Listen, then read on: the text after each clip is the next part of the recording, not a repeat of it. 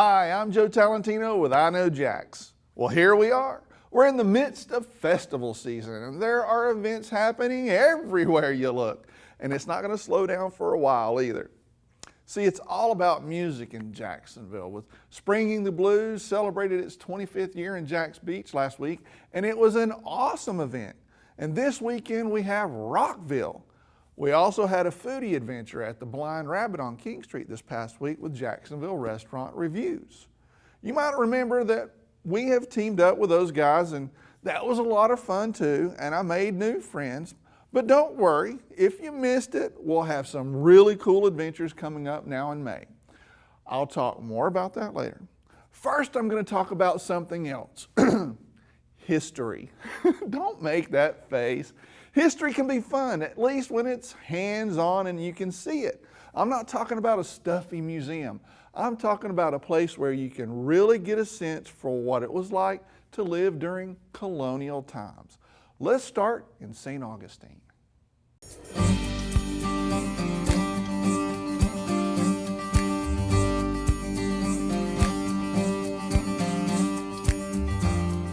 Tell me exactly, what is the Colonial Quarters? Well, it's 2 acres of awesome. We cover 300 years of history on 2 acres. I love it. We've got 2 restaurants, we've got retail, you can climb a 35-foot watchtower, you can watch a ship being built, we've got a blacksmith, we've got a gunsmith. It's just a really great, entertaining, historical adventure. 2 acres awesome. I don't need to say anything more now, it's done. Well, the idea is to make history interesting. We're on an authentic site. We're in a place where history actually happens. It's all so real. The very ground you're walking on has stories, but we try to tell those stories in an interesting way. So it's about real people and what they would have done to survive back in the day. We've got 16th, 17th, 18th century Spanish history and 18th century British history. Gotcha. Now, that's something you don't see a lot in St. Augustine, although it was a very important time.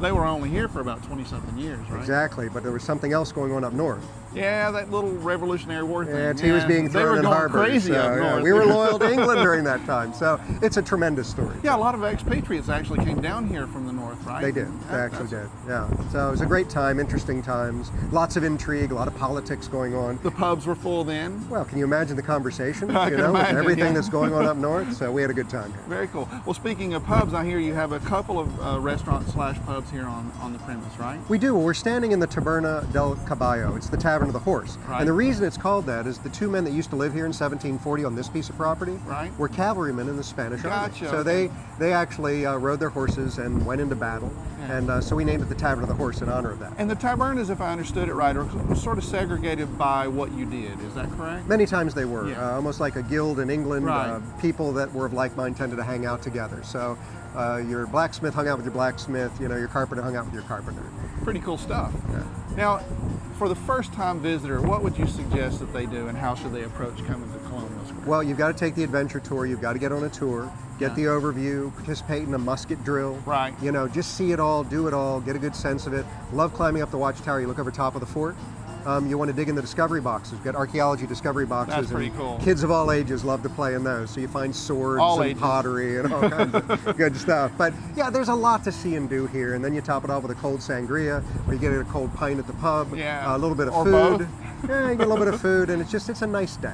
Now, when it comes to the food, is it food of the time, or is it just your typical?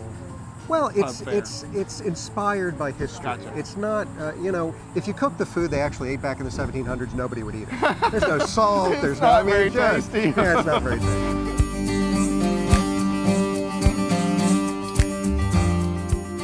The Colonial Quarter has 2 restaurants on site, the Taberna and the public house, Bull and Crown. Since I like beer, I always enjoy going to a pub. But do you know why they're called that? Because English public houses were established so that rural townships could hold meetings, legal proceedings, and other, community affairs. Taverns and inns were also used this way. This is how they became known as public houses or pubs. So now I have a great excuse for visiting the pub more often. I'm exploring history. See, I told you, don't make that face. History isn't boring.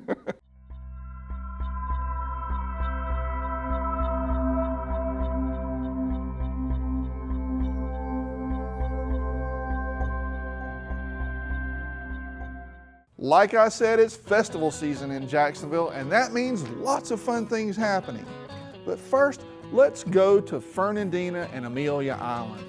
Their biggest event of the year is fast approaching. It's, of course, the Amelia Island Shrimp Festival, or to be more specific, Isle of Eight Flags Shrimp Festival. Now, I can't stress this enough. This is a big festival. This is supposedly their 52nd year for this festival. That seems to be growing bigger and bigger every year. 52 years old. You don't see that very often when it comes to festivals. The festivities kick off with a pirate parade, and this one's pretty fun. The theme this year is shrimp, pirates, and fun for all. I think that should be every year. The parade even comes complete with pirates and cannons that can scare the living, you know what, out of you.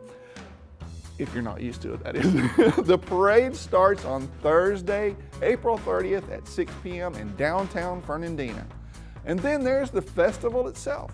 This festival has a lot of contests. There's, of course, the Miss Shrimp pageant, a Best Little Pirate, Best Decorated Shrimp Boat, a Best Beard contest, yep, Best Beard, and then there's the Ice Cream Eating Contest. Brain freeze! You can check out the whole schedule on their website at shrimpfestival.com. The Pirate Parade takes place Thursday evening. There's more activities on Friday, May 1st, and the festival goes into full swing Saturday, May 2nd, and Sunday, May 3rd. It's a busy time in St. Augustine, and it's a great weekend to visit. This event caught my eye because it sounds like a lot of fun. It's the Chalk Walk. This is the kind of art I can get into, outside and on the sidewalks. More than 60 artists will use the 500-year-old art form of chalking to express St. Augustine's Spanish colonial heritage on the sidewalks between the historic downtown parking facility and the Visitor Information Center. The Chalk Walk takes place May 1st through 3rd in St. Augustine. The Jacksonville Armada are also playing a home game at Community First Field, aka the baseball grounds, on Saturday, May 2nd. That's where I'll be, but there's a lot more happening, so check out my article, Fun Things to Do in May, on where else but iknowjax.com for more details. We're working together with CW17 to produce a special for the players again this year. It's going to air right here on the channel on Wednesday, May 6th.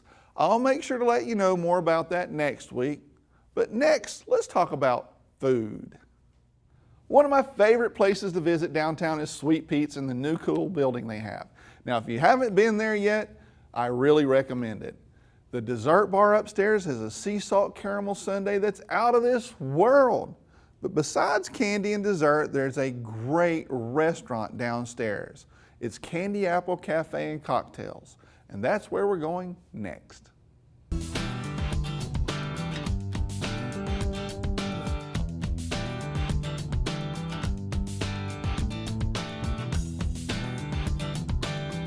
So I'm back in the kitchen at the Candy Apple Cafe with Chef Jamie, and you're gonna make something pretty awesome for us today, right? Yeah, I'm gonna make our escargot dish that we also do for happy hour. It's half size.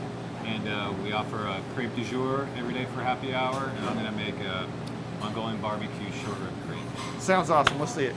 Gotta have a hot pan. Gotta have a hot pan. Gotta have a little oil. So we add our escargot. And for those who don't speak French, that's snails, right? Snails. That's right. That's right. They come out of the shell. Yeah, cool. Chef Jamie adds shallots, a little chopped garlic, and lets it saute and soak up the flavors for a few minutes. Meanwhile, he starts the short rib crepes. We want to keep the marbled meat. That means tenderness and flavor. With a little bit of barbecue sauce. Oh, that looks tasty. Okay, garlic and shallots are starting to brown. Okay. This is the fun part. Take it off the heat and hit it with some sherry. Heck yeah. Fire! And mushroom duxelle, which are finely chopped mushrooms, Oh, herbs. nice. What type of mushrooms are they? I use oysters and shiitakes. Nice. When chanterelles are in season or other nice mushrooms, wild mushrooms, we use those. Cool. A little bit of heavy cream. Oh, yeah.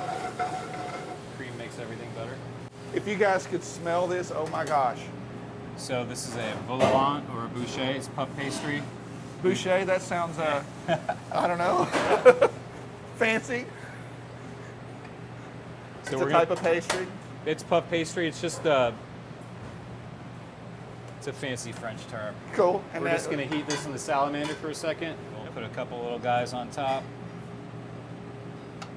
See, this is a French restaurant, so, you know, presentation is like, I was going to say 90%, but that's probably wrong, but it's as important. It is. It is. You eat with your eyes first. Oh, absolutely. And my eyes are saying yum right now. There we go. The little pesto. Oh, nice. So this is normal pesto, pine nut, olive oil, basil. Pine nut. There you go. A little salt, pepper. Garlic, Parmesan, and then a little white truffle oil. Just a Oh, little white bit. truffle oil. Nice. And that's it. That's our happy hour escargot. Okay, now we're gonna finish our short rib crepe. He adds the meat to the pan with a little bit of barbecue sauce.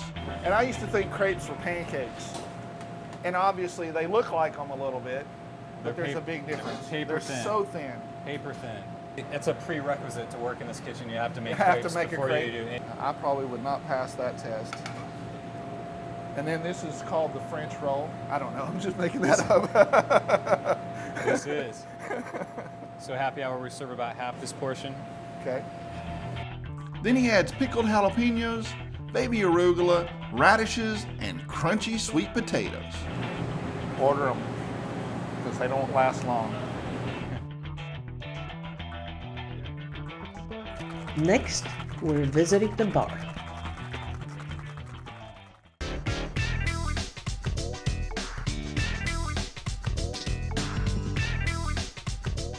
Today I'm at the Candy Apple Cafe with the bar manager Marlon, and Marlon's gonna make me something awesome. What's it gonna be, man? We're gonna make the golden apple cocktail today. It's one of our signatures here at All right, Candy man, Apple. let's get into it. Absolutely. We're gonna start with 2 ounces of vodka, Okay.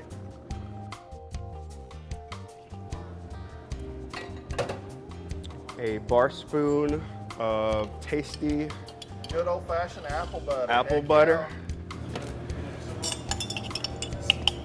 I'm from the North Georgia mountains. For me, I know what that's about. it's so delicious. It is. We're gonna do 1/2 ounce of lime juice, Gotcha. Okay. a couple dashes of orange bitters, and then finally some 1/2 ounce of velvet falernum. Falernum is a Caribbean cocktail. It's infused with a lot of herbs and spices, a little bit of vanilla, just kind of rounds it out a little bit. Nice. Sounds good. Lots of ice, and a fantastic hard shake. Oh yeah. You got this.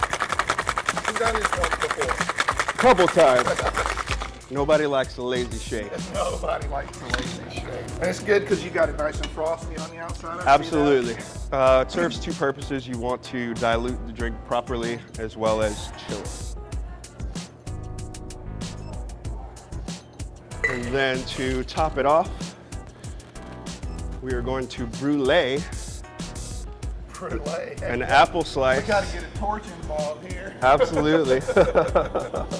Bruleeing a couple of slices of green apple there. So we take sugar in the raw, brown sugar, just kind of dust the apple a little bit, get the heat on there. If you could smell this, oh my goodness. Be careful, don't try this at home. Don't try this at home. Come see a professional. And there you are, the golden apple cocktail. Marlon also made a handcrafted cocktail called a Very Cherry Pop. It had sarsaparilla flavored whiskey, house-made cherry cordial, some lime juice, and ice. An old-fashioned southern flavor. Marlon describes this drink as an adult cherry Coke, and he was right. The last drink was the signature drink at Candy Apple Cafe and Cocktails, the Seminole Club, named after the building. We're gonna dry shake it, which means we're gonna shake it without ice before, so that we emulsify the egg whites. Hard shake as well. Big words, emulsify. That means make it frothy. Oh yeah, Yeah. you can tell that it's Oh yeah, nice. mixed pretty nicely. Now we're gonna add ice Do it all over again. and do it all over again. So it's definitely a workout. So if you really want to mess with Marlon, come down and order like 5 of these. Absolutely, at the busiest time. I'm going to let you shake this one. You go right ahead. To have the technique down. That's the Seminole Club. It's an old school gin-based drink. That's a good start on exploring the drink menu. So Candy Apple Cafe does both French cuisine and Southern cuisine. So Chef was nice enough to make me a little chicken and waffle to go along with the escargot and the crepes we have. This place is awesome. Besides the drinks, they got great food, and they're located in the Seminole Building right next to us, or in the same building as Sweet Pete's. So come check them out and tell them I Know Jax sent you. Wasn't that awesome?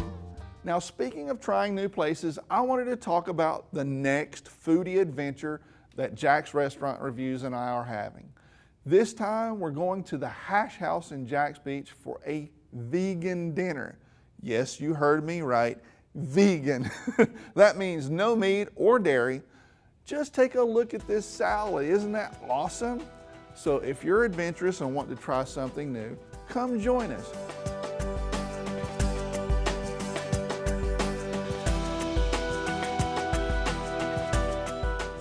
That's it for today. I'll be back with another episode of I Know Jax next weekend.